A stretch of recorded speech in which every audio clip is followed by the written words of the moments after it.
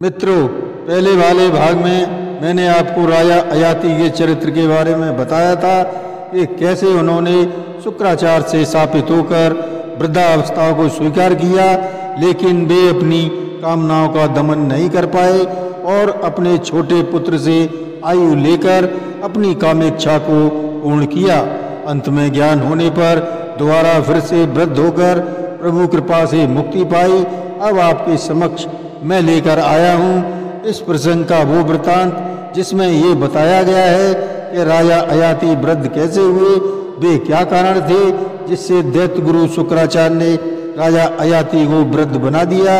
यही सब जानने के लिए हमारे इस प्रसंग को ध्यान से सुने तथा अच्छा लगने पर कमेंट करना न भूलें। धन्यवाद। नमस्कार, मैं रणवीर सिंह लोटस एंटरटेनमेंट में आपका हार्दिक स्वागत करता हूँ। मित्रों, श्रीमद् भागवत पुराण के अनुसार नहुष के 6 पुत्र थे। उनके नाम इस प्रकार थे: यति, ययाति, संयाति, आयत, व्यत और कृत। जब इंद्र की पत्नी शची से सहवास करने की चेष्टा करने के कारण नहुष को ब्राह्मणों ने इंद्र पद से हटा दिया और अजगर बनने का श्राप दिया, तब राजा के पद पर अयाति बैठे। अयाति ने अपने भाइयों को चारों दिशाओं में नियुक्त कर दिया और स्वयं शुक्राचार्य की पुत्री देवयानी और दैत्यराज बृहस्पति की पुत्री शर्मिष्ठा को पत्नी के रूप में स्वीकार करके पृथ्वी की रक्षा करने लगा। तब राजा परीक्षित ने श्री सुखदेव जी से पूछा, भगवान शुक्राचार्य जी तो ब्राह्मण थे और अयाति क्षत्रिय थे, फिर ब्राह्मण कन्या और क्षत्रिय वर, यह विलोम विवाह कैसे हुआ?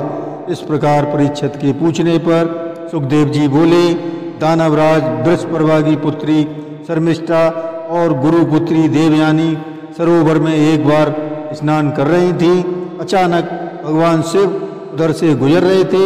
उनको देखकर सभी ने अपने अपने कपड़े पहन लिए। शीघ्रता के कारण शर्मिष्ठा ने अनजाने में देवयानी के वस्त्र पहन लिए। इस पर देवयानी ने आग बबूला होकर शर्मिष्ठा से कड़ी बातें कहीं, जिससे देवयानी से वह अपने वस्त्र छीनकर उसे कुएं में धकेल दिया। उसी मार्ग से राजा अयाति उधर से निकले तो उन्होंने देवयानी को कुएं में नग्न अवस्था में देखा। उन्होंने अपना दुपट्टा कुएं पर लटकाकर हाथ पकड़कर उसे बाहर निकाला। देवयानी ने कहा कि आपने मेरा हाथ पकड़ लिया है, इस कारण मैं आपको अपने पति रूप में स्वीकार करती हूँ।